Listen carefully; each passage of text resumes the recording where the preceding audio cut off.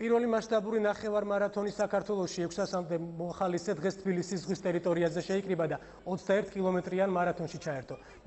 ნახევარმარათონის მონაწილეები, რომელთა შორისაც პროფესიონალებთან ერთად მოყვარულებიც იყვნენ ღონისძიებაში ჩასასთავად, თავდაპირველად თბილისი მარათონის ოფიციალურ საიტზე დარეგისტრირდნენ. მარათონის გამარჯვებულები ასაკისა და სქესის მიხედვით 3 კატეგორიაში ვეტერანებში, უფროსსა და უმცროს ასაკის მონაწილეებში გამოვლინდა. თბილისი მარათონი, რომელიც ჯანსაღი ცხოვრების წესის პროპაგანდას ისახავდა მიზნად, საქველმოქმედო და შემოსული თანხა ფონდ იავნანაში გადაირიცხება. პროექტი ჰაიდელბერგ ცემენტის ინიციატივითა და საქართველოს ძლეოსნობის ფედერაციის მხარდაჭერით განხორციელდა.